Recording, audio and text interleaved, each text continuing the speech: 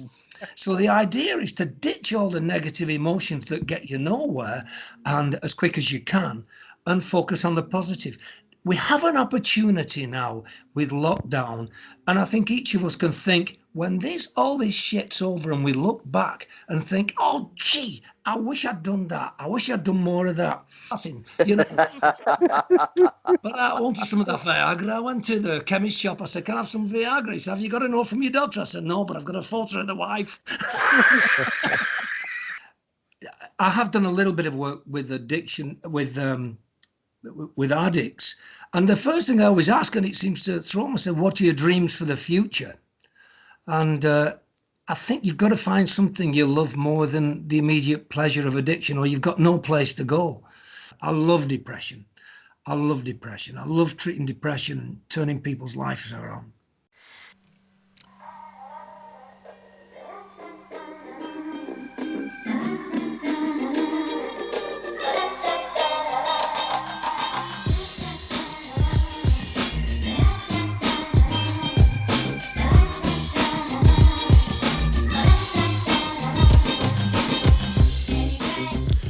Yeah, so you've got Paddy. Say hello, Paddy. Hello. Paddy the Scouser. He hasn't got a Scouse accent. Yeah. You've heard me, yeah. I always feel inferior, Scousers. They have such a great sense of humour. Every single one of them, apart from Jimmy Tarbuck. Yeah. Couldn't agree with him more. And Andy. Hello, how are you doing? Hi, Andy. Andy of the van, right? Yeah, I am Andy of the van. You do vasectomies in your van, is that right? Yeah. I told them. I'm the instigator of this, whatever this is. Yeah. Congratulations. From what Ben said, it sounds great. Great to meet you all. Oh, no, great. And Dalu as well. The fabulous. Hello, good evening. And you were carers, right? So, Paddy. I work in social care, so does Dalu. Dalu's NHS. And you haven't got the crowbar virus yet, no? No, we've been okay. Yeah.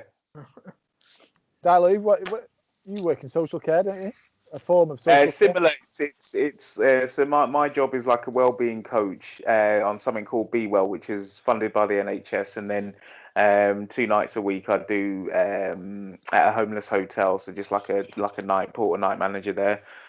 So yeah, not too bad, but the hotel gets interesting. So there's lots of stories there that we'll touch upon one day. But yeah, good to have you on, Bernard. Good to have you on. Oh, thanks for having me, kids. Thanks for having me. Bernard, we normally do a prior intro, but I think Ben's already filled you in on quite a bit. So if you're happy, we're recording now, so we'll just carry on if that's okay with you. But of course. Yeah. So Ben, firstly, can you introduce your guest? This is your. This is my uncle Bernard. He's renowned for being mental, but he's great. Hang on. And he works in health, so he does health. Yeah, something like that. Yeah, he blurs the boundary. Right. Yeah. Just getting to. He describes himself as I love how you need notes to introduce your own uncle. It doesn't. He's a born-again Laftarian, that's his religion, so we'll have to ask him about that after.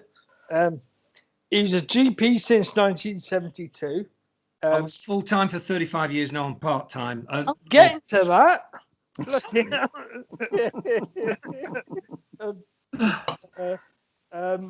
He's a medical hypnotherapist.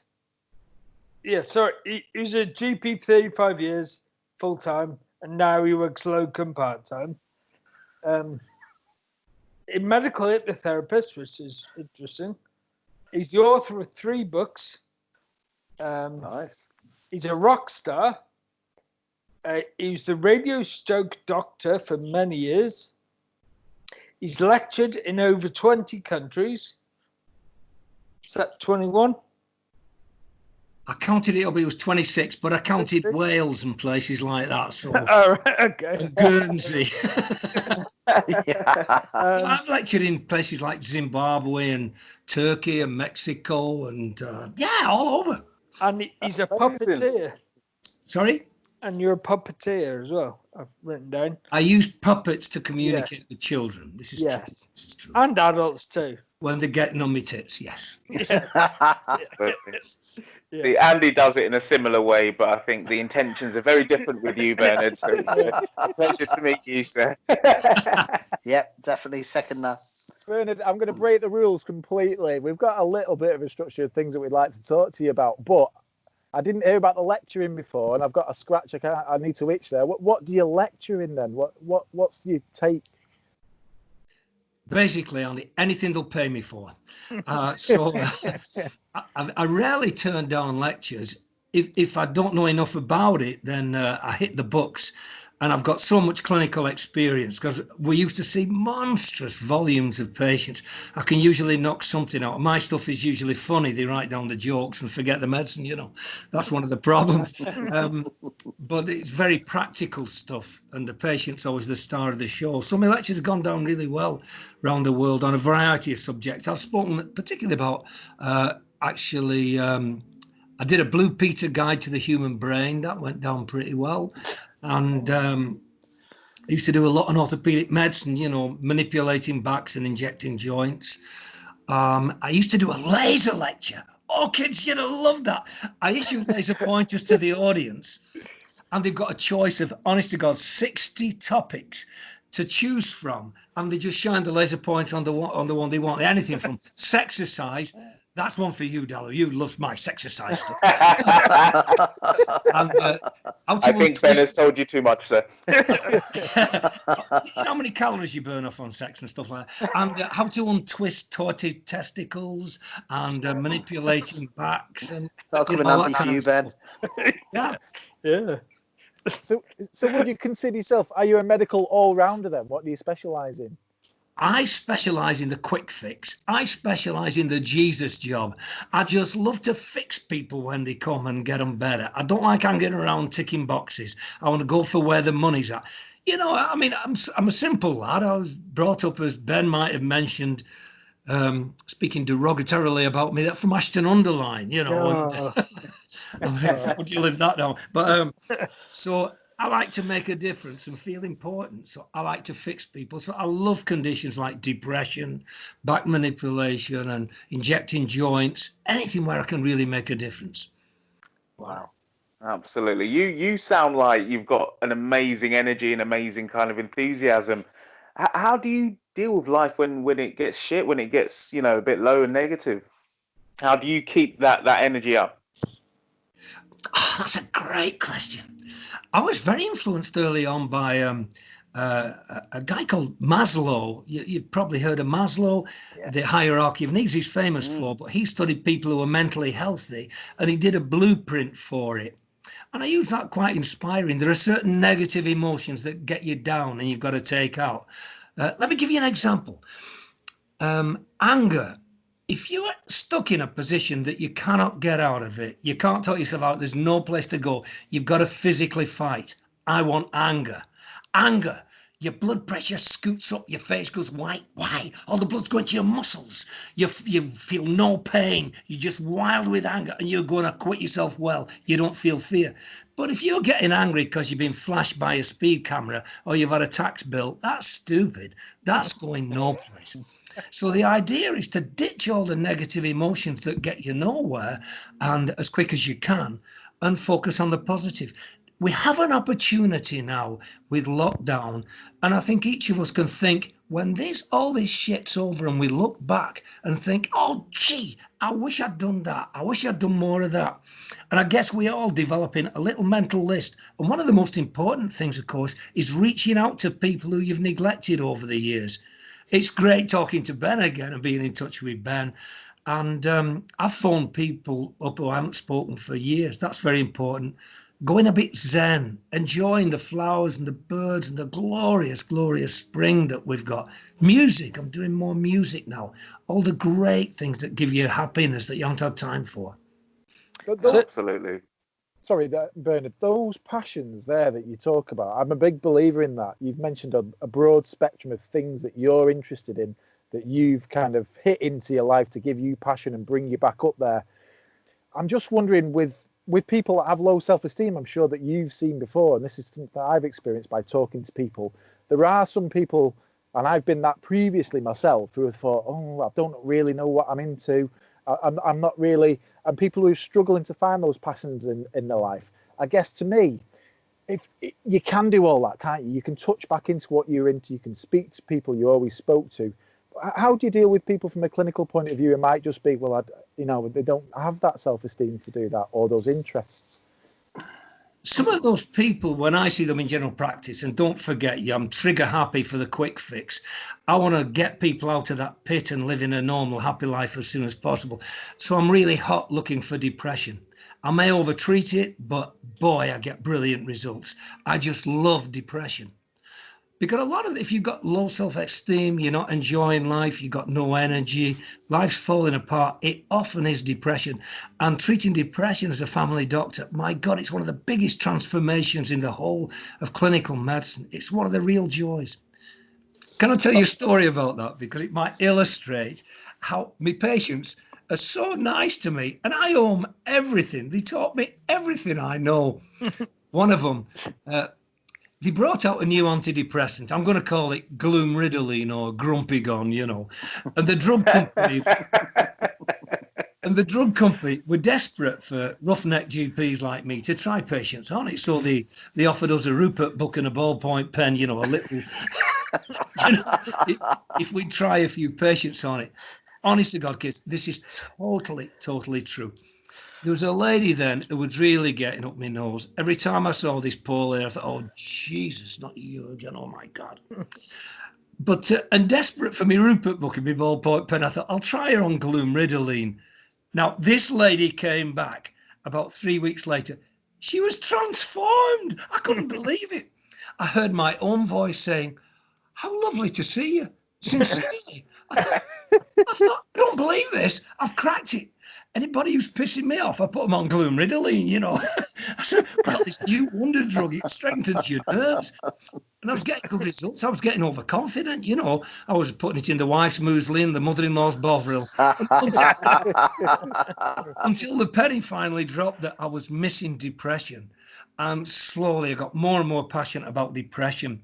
Not only how you communicate about depression and what it is, and it's a biochemical disease, and we're going to work together. We've got a wonderful choice of different antidepressants and trying to get just on the right one and make sure you get them back, you follow them up properly and make sure that you get that sorted out. So I'm passionate on depression. Absolutely. So my question there then is that balance between medication and if you like therapy or support, is that what's your view on that? Of course it's each individual, I get that, but in the old days I was working on 5-minute appointments. I mean, I don't have much time to do psychotherapy on 5-minute appointments. And if I do it, it gets done. If I refer it somewhere else, maybe it'll get done. Maybe it'll be away. Maybe they won't get on with a therapist and everything. So my first line is, let me get your biochemistry right. I'm going to see them enough and they know that I'm batting for them and I want them to be happy.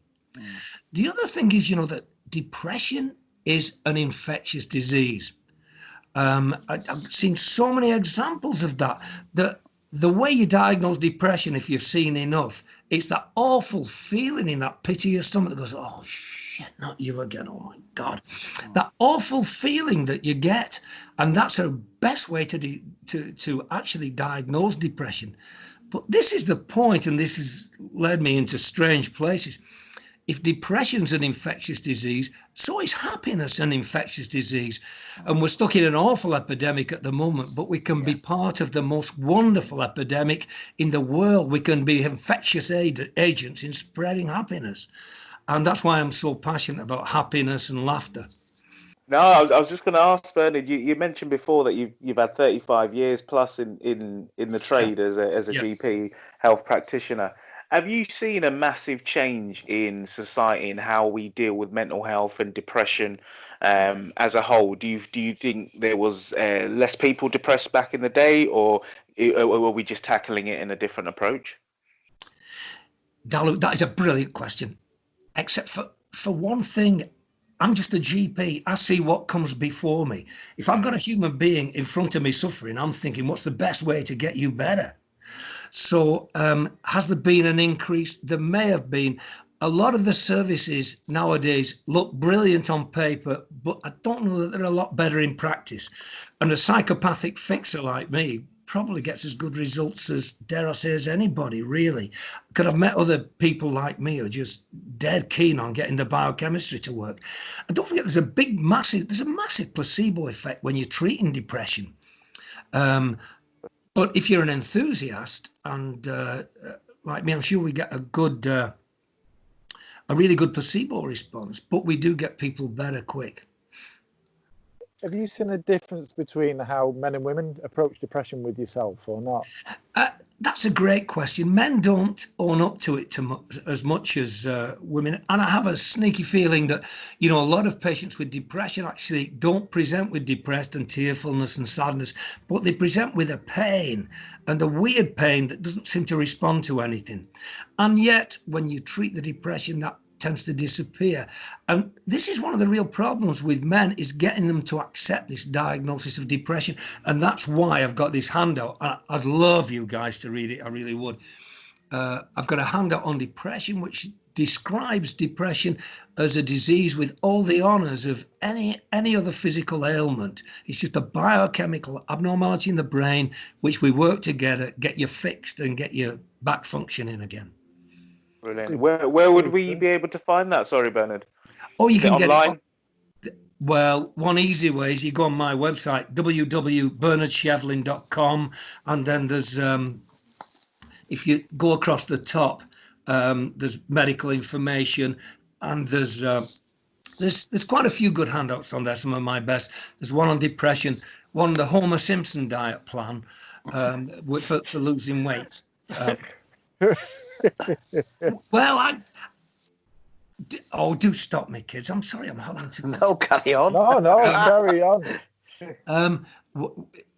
I read all these diet things, and it was giving me a headache reading all the different diets and calorie counting and stuff. I thought, oh, me poor patients. I'm a health professional, and this is doing my head in. And I got it down to 5 simple rules. And they're dead simple. And you just get the first one fixed in, hardwired in, never relapse on it. 5 simple rules. And it's so simple, even Homer Simpson could lose weight on it. Do you know what, Bernard, the big boy, can you give us those 5 rules, please? And I'll take this away as a part of my study tutorial for the day. Got pen and paper. Don't have takeaways, Dolly. Well, rule number 1, drink water before, during, and after meals. Otherwise, when you're dry, your thirst converts into hunger and you eat when you should be drinking. The nice thing about that is always that if you're hungry, have a pint of water before you even start, and have water with your meals. Guess what? You savor your meals, you enjoy it more, you enjoy every mouthful, you don't eat as much, and the meal is far, far more satisfying. Number 2, certain foods are poisonous if you're trying to lose weight. If you're given one of these poisonous foods or nothing, and you offer the patient food 2 hours later, guess what? You eat more if you'd had one of these deadly foods than if you'd had nothing. And what are they? They're the refined carbohydrates. Because you eat these, convert even starch, even bread, potatoes, cakes, anything that's been near pastry, your blood sugar scoots up, your body reacts by cranking out insulin, and you end up hungry. So you've got to avoid those like the plague. 3, never eat on an empty stomach. Yes, never eat on an empty stomach. That sounds daft, but the trouble is, if you get over hungry, you know bloody well what happens. You eat quickly, eat big, I've overeaten. You go to the table, so you have a little bit of something, a bit of omelette or a bit of fish, eggs. There's so many wonderful snacks you can have, half an hour, 35 minutes before your meal. And then when you sit at the table, you're more in control and you can savor and enjoy your meal. Don't forget salads. Side salads are good for eking out your meal, and soups. Both of them contain a lot of water. They add to the quality of your meal without piling on too many calories. And number 5, dine with royalty. invite the Queen round, or if you don't know the Queen, David Beckham, invite you guys round. So it's a bit of ceremony, a bit of a special of life, a quality of life, by Jove. And the other thing you can do is before your meal, I've developed medical uses of laughter, and I'm going to demonstrate for you now the stomach shrinking titter. So before you start at your meal, this actually mobilizes all the abdominal muscles, the rectus abdominis, the obliquus internus, externus, the transversus. You put your hands on your tummy, you take a big breath, and you go like this.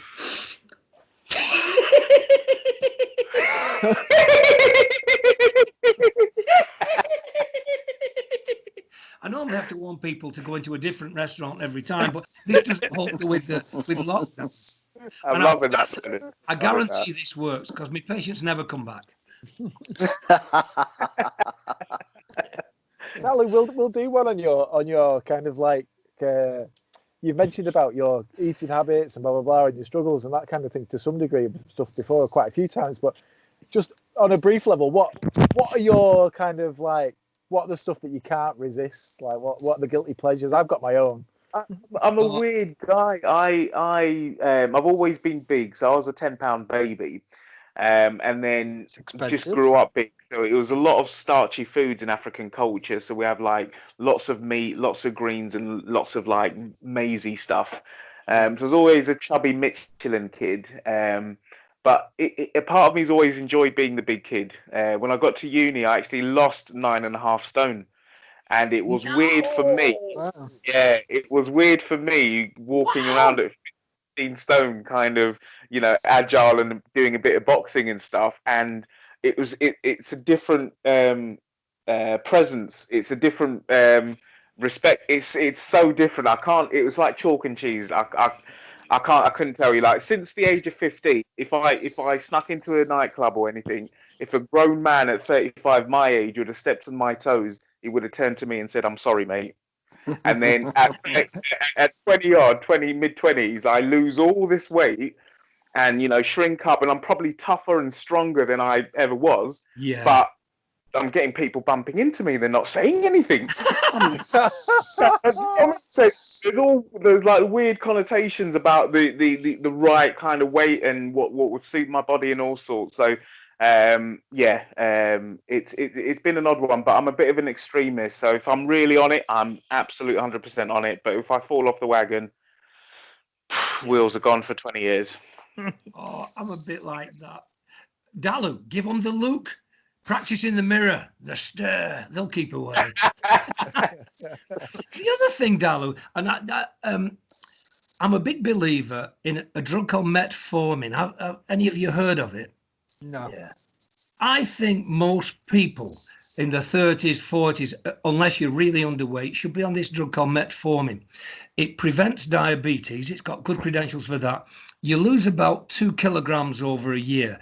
It improves your blood fats. It reduces your serum fibrinogen.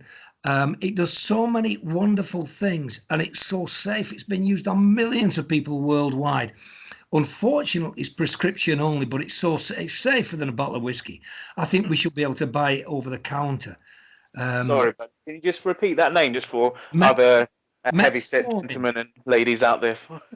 Metformin. I can send you all the data on it because in my laser lecture that I was telling you about, one of the titles that they can click onto is "Shouldn't we all be taking metformin?" It'd do nothing but good in my humble view. Wow. You said, what's my weakness? My worst thing is Heineken, I'm afraid. And the trouble is, after a few pints of Heineken, all your resolutions disappear like snowflakes on a stove, don't they? And it's keeping in control when you've had a few pints. I hope you might want to censor that out because my patients think I'm a pillock of society. Bernard, what's your opinion on the whole COVID situation? We're going to open a can of worms there, but what's your take on COVID then? Unfortunately, the COVID virus, like Simon Cowell and boy bands, seems to get everywhere. And I find it hard to believe that we're not going to get complete protection from all this equipment. But the interesting, unique thing, well, it's not unique, but it seems to be the infecting dose. And you guys who are looking after in care homes and places like that, any protection that you can put on yourself. It might not be 100%, but that hit dose, we want to reduce that to a minimum. Then you've got a better chance of getting away lightly. It does seem to be the big dose, the big infecting dose, and that's why we've had so many of the top people, you guys and doctors and nurses and people caring for the public, because they've got a big hit of the virus when it infects, have done so badly. What are you social distancing at the minute? What's your personal situation? Yeah, I use social distancing and even trying to make sure that people keep away. I use another laugh for that, actually. The Father Christmas chortle, so-called. It's a great one for relaxing yourself. You take a big breath and it's really deep down.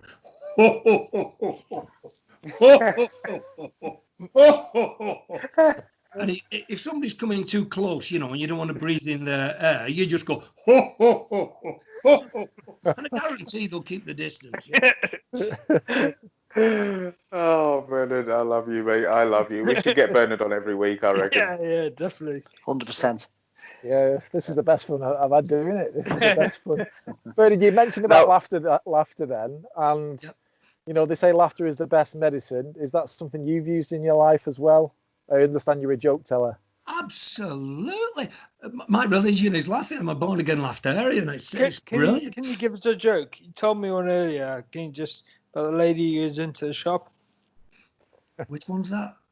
Oh, that's no, it's the old lady who goes into the sex shop. It's just a quick one, this. The old lady with the Parkinson's disease. You know, young man, do you sell? Yes, madam, do we? Yes, do you sell those big pink vibrators with the bubbles on the end? He said, yes, madam, we do. He said, how do you switch them off?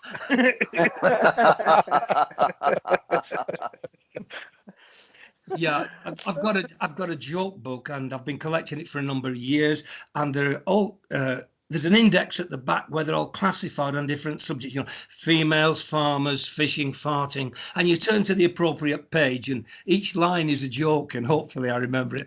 And I'm going to put some more jokes on my line.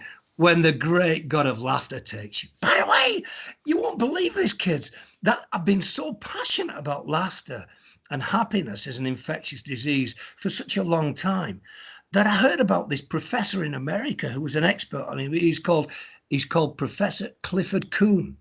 This is a professor of psychiatry who was working with people who had terminal cancer. You got the situation. And he found that people who kept the sense of humor, that kept laughing, actually did better.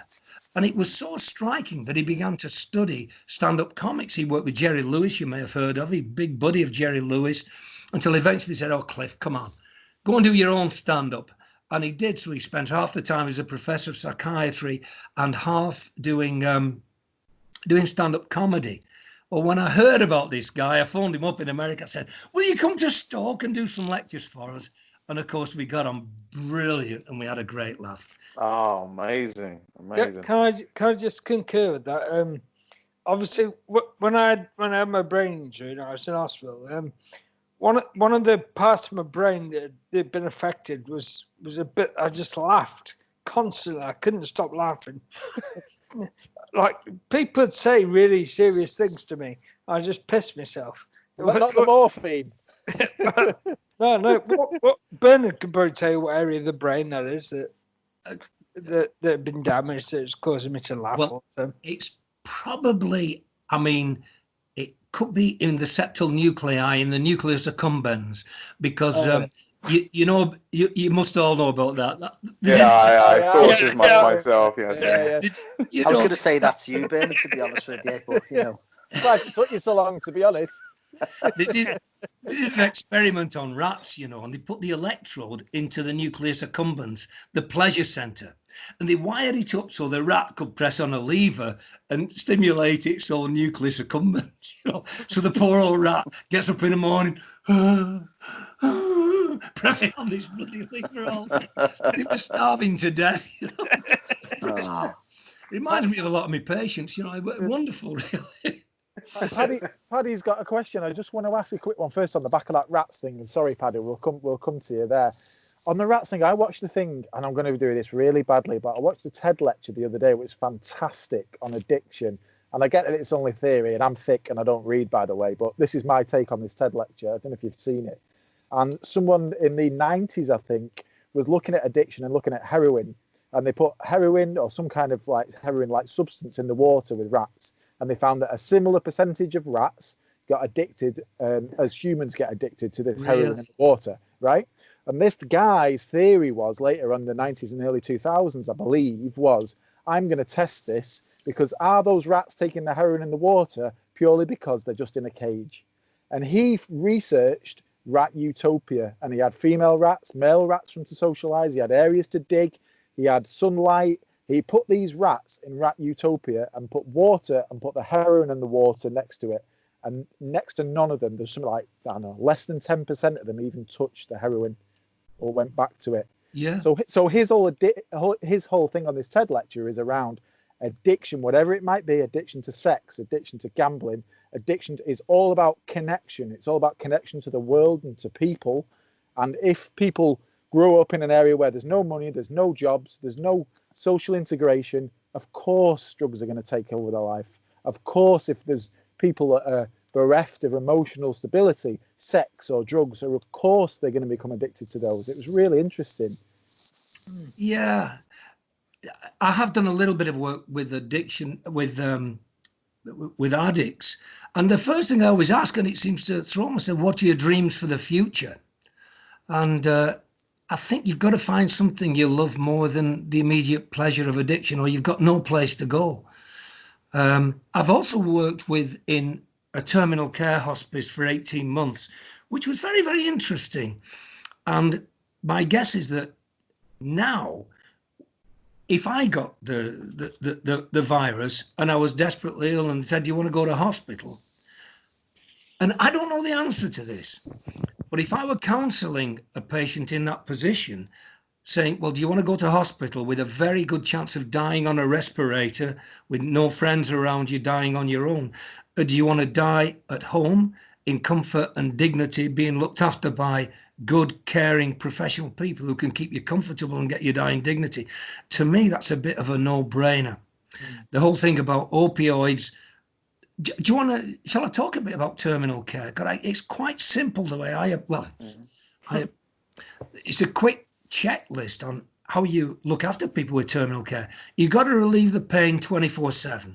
You're not allowed to be in pain if you're terminally ill. If you get breakthrough pain, you give them 1/6 of the daily opiate dose, and you increase the full dose the next day so that you get people free of pain the whole 24/7.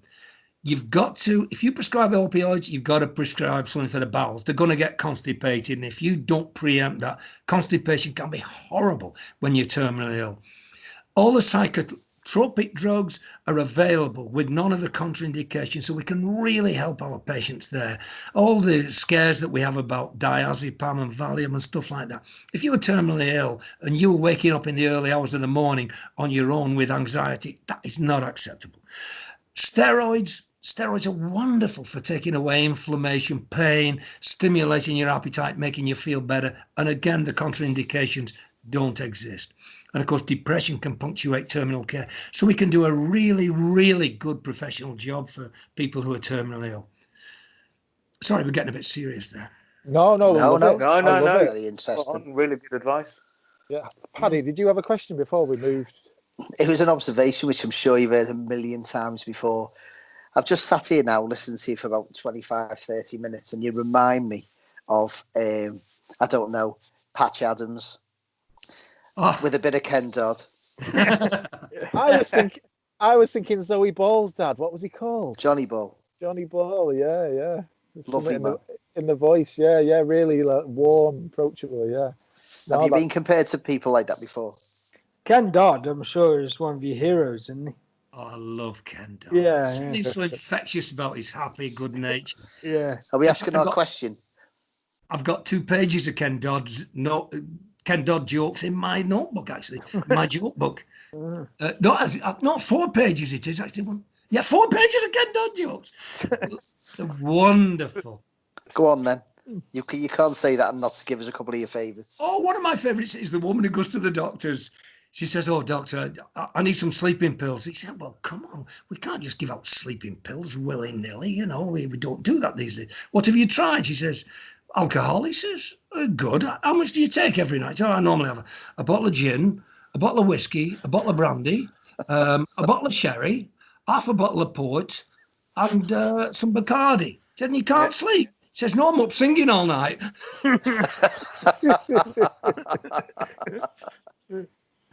And that's a typical Ken Dodd joke. He just comes at you from somewhere a bit different. Of Ken Dodd. We have we may as well do it now while we're here.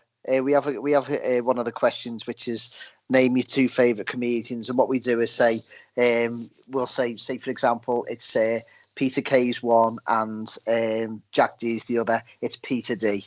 So who are your 2 favourite comedians? I couldn't get it down to 20, I don't think. There's so many of my heroes. My heroes are comedians, and they all work in different ways, you know. Some people work in visual modes. They're very fast. In fact, Ben, I think we saw this guy together many, many years ago. The fast-talking scousers work in visual modes. You know, I feel really at home here. Our house needs decorating too, but it's great to get away from the wife. You know, she's so fat. Whenever I sit in the room, I'm sitting next to her. And when I get in bed at night, I have to climb over. I'll sit my fucking bum on the light bulb, you know.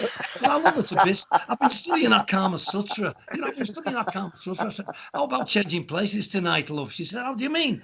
You do the ironing and me lie on the settee farting." You know.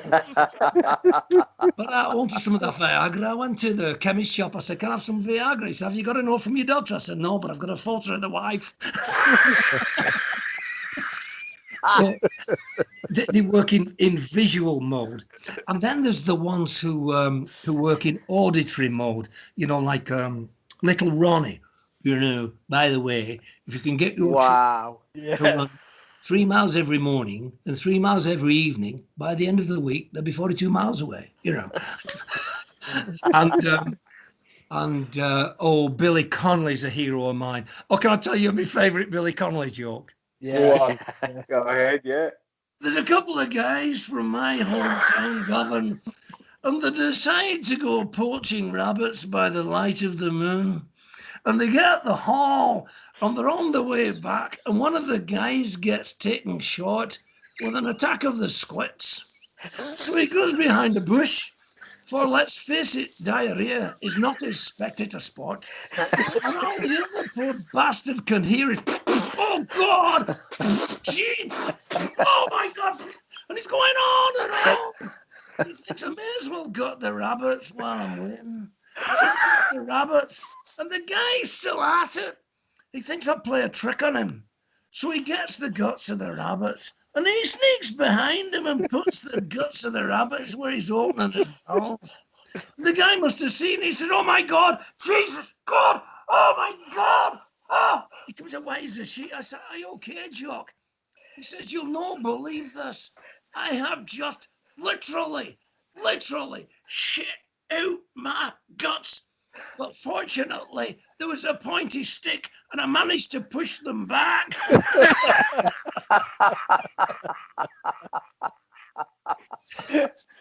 Well, you're like, I'm a massive Connolly fan, and I actually don't think I've heard that one. I've got the no, he never told it. He never told Did it. he not? But when I heard that joke, I said, "Who's the person on earth I would love to tell that joke?"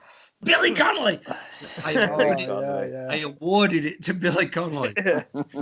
Billy Connolly at present is the winner, actually, from all the guests that we've had. He is top in terms of numbers, definitely. Yeah. Absolutely, definitely. Yeah, there's a lot of jokes that I think Billy Connolly would have told very well. Can you tell us something about your hypnotherapy practice? What kind of people you treat with that and how you treat them? Oh, where do I start with hypnotherapy? I guess when I started in general practice, I knew nothing. I was desperate to help as many people as possible. And it so pissed me off, you know, that I'd tell people to stop smoking. And then one day they'd come up and they'd stop smoking. Say, "Well, what happened?" "Oh, my window cleaner does hypnosis and he hypnotized me." I thought, "What? How dare he? I'm the one who's supposed to be doing that. So the hypnosis. Then I had a couple of people who were terminally ill, and I did a lot of hypnosis. It was so nice to be able to go and visit them and take something a bit special to try and help them in the final months. But I started doing a group hypnosis. And very, very interesting that so many people seem to come in with similar problems. So I'd see somebody at a normal surgery and I'd say, hypnosis might help you. Shall I let you know next time I'm doing a group? And I'd say, oh, better do one on Thursday. So I'd phone them up, usually an answer machine. I'm doing a group on Thursday, crazy doctor here. Turn up at the surgery 7:15 on Thursday or something, and they'd all pile in. And they'd all swap the notes, and it'd be like group therapy first of all. Oh, you had a funny tension headache, didn't you, John? Tell what, we'd swap notes. And then I'd get my flight instructions. Everybody would go for a pee, get pillows out, lie on the surgery waiting room floor, and I'd hypnotize everybody. But it came into the dealing with the negative emotions and trying to get rid of them. The negative emotions like anger we've mentioned, self-pity. I mean, if you saw yourself coming towards yourself in competition, you'd probably be quite scared looking from outside how awesome you really are. Anxiety, frets, worries. How much do you need to get your life done? Worrying about what other people's opinions, regretting, going back and reliving previous defeats and humiliations, things that you should let go. The moving finger writes and having writ moves on.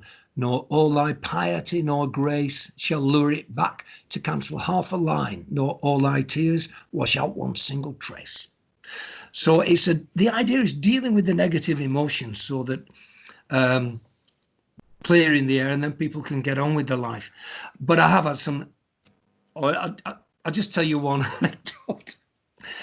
I had a letter one day from a guy who said, "Dear Dr. Shevlin, you did a vasectomy on me 15 years ago." I thought, oh, what's coming now? He said, at the time, you noticed that I had nasal polyps. Have you ever seen nasal polyps? Yeah, I've had them. Yeah. And you said that you would hypnotize away my nasal polyps while you were doing the vasectomy. At first, I was skeptical, but even though I'd had them all my life, sure enough, they disappeared. Gradually over a few weeks, and they disappeared for 8 years.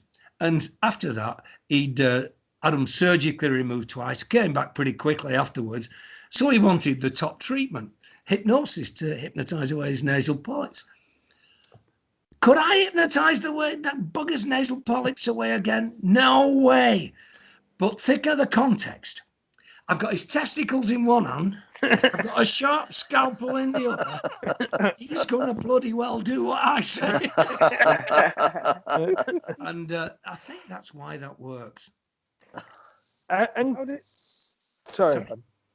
Could you tell us a story about when you came over to Croatia to hypnotise me while I was in a coma? Oh, yeah. As you probably know, Ben's incredibly popular. He's one of our family, and we're a very close family. And when I heard about the sadness that had happened in Croatia, and Ben had that horrible accident, I went over to support my brother Paul, but also, and to do what I can. One of the funny things about being in a coma and under the anesthetic is there is a part of the brain that's still active that you might be able to reach. And there have been some very good studies in perception under general anesthetic. One of my heroes, a top surgeon in America, uses hypnotic suggestion when they're in a deep anesthetic. And he gives them suggestions. The operation has gone well. You are healing nicely. All is going to be well.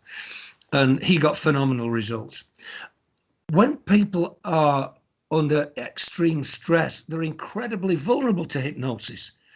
There's a study done on ambulance drivers in San Francisco, and the ambulance drivers were taught what to say. They had a script almost to read off for people who've been injured. Put yourself in the place of somebody who's had a horrible road traffic accident. What kind of suggestions? What things are coming? Look at all that blood. Oh my God, are they all dead? What a wreck. Horrible things that the patient really is bad for them. Well, these ambulance crews were taught to read from the script. The worst is now over. You're being taken to hospital where all is being made ready. You can feel your heart beating strongly, the blood circulating, your breath breathing, peace and quiet, where everything is being prepared now. The worst is over. And they reported better survivals. Yes, better survivals, shorter stays in hospital, better recovery times right across the board. The power of suggestion, whether you're having a vasectomy or you've been in a road traffic accident, is incredibly powerful. Ben's told his personal story, and I'm famous in this for bringing it down, but when we get a little bit of like a mental health angle, I just want to make sure we've got everything from that. I just want to know, I wanted to know at the time, so I'm going to ask, how did you find out about Ben's accident? Was that a phone call and that kind of thing? Can you take us through finding out? That was a phone call from my brother. I mean, my poor brother, he was going across half of Croatia because you were in different cities, weren't you? Or you were in a hospital in another city. And it was a several-hour coach ride journey, not knowing if his beloved son was going to be dead when he arrived there. I mean, it's just a horrible situation. So obviously, I went out as quick as I could, and but I hope I was some help to me. Well, I hope I helped Ben. I mean, but anyway, Ben's done brilliant. He's got a lovely tenacity and he's a fighter, and all the family are so proud of him. He's fabulous. Yeah. Still supports Man United though. Yeah. Yeah. That was only after the injury, that. Is it harder for you to take? Is it harder for you to take as a GP health practitioner when it's your own family, when it's your own blood? Or do you feel like that sense of, actually, this gives me a sense of accomplishment, this is my purpose because I can actually do something here? That's a great question. Yes, of course. And I have been involved with a lot of my family with various things. So with some very, very interesting stories. My son, Henry. Ben's laughing because he knows the bugger. I've got 3 children. I always say I've got 3 children, one of each. The youngest, but there's 2 sections. Yeah, okay. Henry's the youngest, and if he'd have been the first, he'd have been the last, if you know where I'm going with this. Yeah, I got one of them. Yeah, you got one. Okay, you know what we're talking about. People who know him think he's from another planet, like Mars, but people who really know him think he's from somewhere much further away than that. He's a bloody maniac. And when he broke his wrist, can you imagine this? We went to the hospital. He was only a little kid. I think he was 7. And he had this horrible fracture. And so they had to give him a general anaesthetic to put the fracture back. It was displaced. And so they had to give him a general anaesthetic. And then they had to keep him in overnight for observation after the general anaesthetic. Well, Henry hit the roof. No way was he staying in hospital. He's an awful child, screaming, and he wasn't going to stay in hospital. His sister had told him that hospital food was poisonous, and no bloody way was he going to stay in hospital, this little 7-year-old. So I said to the surgeon, can I try hypnosis? He said, well, you can, but look at this fracture. He's going to scream and he'll never forgive us. But I know where you're coming from. I might even... So can you imagine? There we are in casualty. There's senior nurse there, there's mother who he plays up even more than me, 2 orthopaedic surgeons, and me trying to hypnotise the naughtiest boy in the world, going, you're relaxing more and more, going more and more. And it seemed like hours. And then eventually I looked up and I whispered to the orthopaedic surgeon, I said, you can do it now. Do you know what he said? I've already done it. And wow. The guy being so perceptive, he'd seen the right moment and he'd come in and put it back. So we got away with that. But he was an awful kid. I mean, he went to see Father Christmas when he was about 3. He tells him what he wants. Then he says, can I ask you another question, please, Father Christmas? He says, yes, little boy. He said, can I have your job when you're dead? He was just... So... well, you know him, Ben. I mean, he's a PhD and he's doing research in artificial intelligence now. He's got to be kept away from normal people. Absolute genius. He is. But when he was a little kid, I remember. Yeah, and again, that led me to funny places because to keep him occupied, I'd answer the phone and say, Dr. Shevlin speaking. He said, don't say you're Dr. Shevlin, say you're Henry's dad. Oh, all right. Henry's dad speaking. So if I'm telling him stories, he has to be the bloody star of the stories. And you can imagine with his mind, they have to be wild, wild stories. So I invented this elephant that lived in a tree. And this little elephant lived in a tree, and in the morning it fell to the ground, become a full-size elephant. Henry would then strap roller skates onto the elephant's feet, get on its back and go off having these amazing adventures. And the stories went well, and I actually wrote a few of them down because my other son said, these are worth writing down. And then this lady one day came to see me with a 7-year-old daughter. Said, Doctor, you've got help. What's up? Well, since the next door neighbour died, my little daughter is just awful. She's having nightmares, panic attacks. She won't let me out of her sight. I said, well, what can I do? I'm only a bum GP, She said those awful things that patients sometimes lay on you. She said, oh, doctor, you never let us down. Oh, shit. Okay, here's what to do. And I gave her these stories. Don't forget they're just in draft about Henry and the elephant. I said, I want you to read her a story every night and just before bedtime and phone up and let me know if she likes them. Phone back, loves the stories. Right. So then I wrote a special story for this little girl on how to deal with death. So she was in the story with Henry and the elephant, having a great adventure, but embedded with the ideas on how to deal with death. And it cured her. So I converted that into a book with therapeutic stories for children. Is that Henry and Ho-Ho? Sorry? Henry and Ho-Ho. Is it? That's right. That's right. It's on my website. Yeah. You need to go to the website. Definitely. Wow, but you can get all my stuff and anything you want. Just get in touch with me. Ben will give you my email number. But we've got www.bernardshevlin.com for my handouts. And if you do Facebook, Bernard Shevlin, you get me. And YouTube, Bernard Shevlin, you get me on there. Because I put a lot of my funny stuff on the on YouTube because it's just easy to access. Ben, did you have a question? No, I was going to ask him about the books. It's okay, go for it.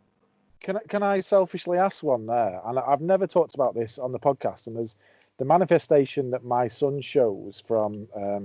I've been divorced, and I don't live with him now. I think he's 8 now, and he was 3 when I left, and so on.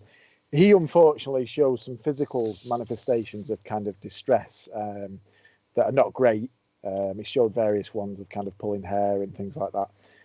I'll choose whether I edit this in or out, to be fair, because I don't want him to be in public with it. But that's I'm just purely being selfish now and asking questions about that, though. So when a child shows signs of distress like that, you mentioned about your therapy within books, but what would you do in that situation? Because that's something that's killing my mental health. I've done quite a bit of NLP, neuro-linguistic programming. Have you heard about it? No. There's a technique called a VK dissociation. One of the problems, if you've had some traumatic memories, and my guess is that your son has had some traumatic memories related to the divorce, don't blame yourself. These things happen. But there is a technique where you can dissociate the person from the memory. So instead of whenever you think of these things in the past, you're in it, suffering, you can see it from outside like it's happening to someone else, and it's just a memory in your memory banks, but the pain is taken away from it. And I've done this on I was in a pub once, and I met this guy, and he was a war vet. And I said, "Oh, have you seen any action?" He said, "Oh yeah, I was in the Falklands." And this huge guy, toughest bugger you could ever meet, started tearing up a bit. I said, what's up? And he told me about an experience in the war. There was one particular experience where he had to kill a guy, and he looked and saw pictures of his family, and it just broke him up. So I did this technique on him. I met him the next day in a cafe. I did this technique, and he reckons it cured him. And it's a worthwhile technique if you can get somebody to do it. Okay. It's called a VK dissociation. Okay. Can you repeat that? Sorry. What's it? It's capital V-K dissociation. Okay. I don't know how. It's in the NLP books, and it's quite easy to access. I don't know how much I've moved off script, because I've done it quite a lot of times to get people away from memories that are really messing up their life. That's superb. No, I really appreciate that. Yeah. Brilliant advice there. Bernard, one of the classic questions that we like to ask as well is, if you were speaking or giving advice to a younger self, someone maybe 20, 30 years younger in your same shoes, is there any key points that you would have liked to have heard at 20, at 30 years old that maybe you'd like to give to the audience or ourselves? Dalu, my biggest regret in life that will be on my deathbed is not being kinder to people. Whenever I've acted unkindly and insensitively, you look back and it really, really hurts. I think that would be my biggest regret. I mean, I was brought up a Roman Catholic, and that does terrible things to you. I mean, I can forgive them for all the mass murder and the burnings, torture, intolerance, everything, but not for ruining the first 10 years of my sex life. I mean, that was the scars that Catholicism does on you. And I would have opted to not be brought up a Catholic. But as far as things I could operate on, it would be you regret acts of unkindness more than anything, I think. And I just hope people know that things that I did, that when I behaved like that, I hope I've suffered 10 times as much as they did from me in thinking about it since. Would you be willing to go any further there, Bernard? Any more into that at all, or no? Well, when you're an arrogant young man, I mean, girls who you didn't treat as nicely as you should have done. I mean, I don't think I've been particularly bad, but I don't think I've probably been particularly unkind. But, and even in general practice, when you're so locked into your own sufferings and your own trying to get through the work, I haven't always behaved as sensitively as I could have done. Yeah, but those are things that I think you regret more than anything. Mm-hmm. So your journey then, I'm just thinking, you come across as just an incredibly kind person, by the way. We don't know you well other than Ben, but and you come across as an incredibly passionate and successful person. This is how purely you're coming across. I just wonder, childhood-wise, did you have positive male and role models when you were young and so on as well? Does that come about from that? Yeah, my parents were very conscientious. My father was very tolerant, and he was quite smart. He was an Ashton lad, and in retrospect, although he was a very, very good engineer, he probably underachieved. And the Catholicism way, he was the church organist. So I think it weighed heavily on him, but he was a wonderful man. My mother was just a devoted mother and very beautiful in her day. And I was the eldest of four kids. Yeah, I mean, I think love in your family makes up for a lot of shortcomings anyway. If there's enough love and you know that your mum and dad will stand by you and love you, come what may. Don't you think? Yeah, absolutely. Yeah. But by the way, my favourite child psychiatrist was a guy called Professor Otto Cake, and I'd heard him on audio tape from America, and I phoned him up and he came over because I ran the postgraduate education program here for about 17 years.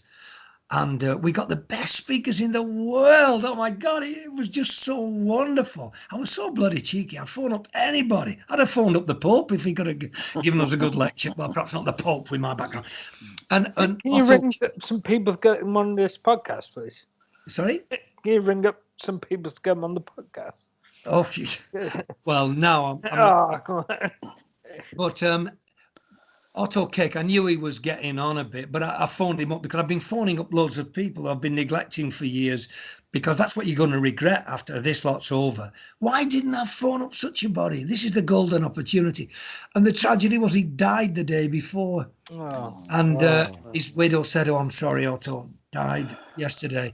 And it was so nice. I was able to say to her how he was revered over here, what a great man he was. And we had a lovely conversation, actually, about it. That's sad, yeah. Can we ask, who do you confide in when you do feel, obviously everyone feels down, who are your confidants when things do go down? I've got a golden retriever called Bertie. And, Gets it. he listens to me. He doesn't interrupt. He never holds anything I say against me in the future. And he always looks at me like I'm a god talking the most wonderful sense in the world. Compare and contrast with one's wife on this subject, by the way. My wife wanted to go on Mastermind. A specialist subject was everything my husband's done wrong since the moment he met him. But my golden retriever's very good. I've been waiting for weeks and weeks for someone to turn around and say that they confide in the pet. We have this because so many people do. Yeah. Yeah. Oh, Bertie's wonderful. By the way, the postgraduate education that I did, it was crazy because just about that time, I'd heard this lecture on depression. And, you know, the greatest lectures are the ones where you think, yes, you're right, aren't they, when you already suspect something. And this was a guy from North Carolina. And I heard him on tape from America, and it was so good. When I was giving a lecture on depression, I quoted this guy. He was called Joseph H. Talley from North Carolina, and I recorded my lecture in which I give plaudits to him, and I sent the tape to him in North Carolina. And I had a lovely letter back saying, we've seen similar kinds of doctors. If you're ever in North Carolina, you come and stay with us. Well, we've been planning to go to Butlins in Pwllheli that year, you know. I mean, look where North Carolina was with it. Oh, yeah. So I checked the time zones because they're 6 hours behind. And I phoned him up. He said, "Oh, my God, it's Bernard. I recognize your voice from the tape. What you got, Bernie?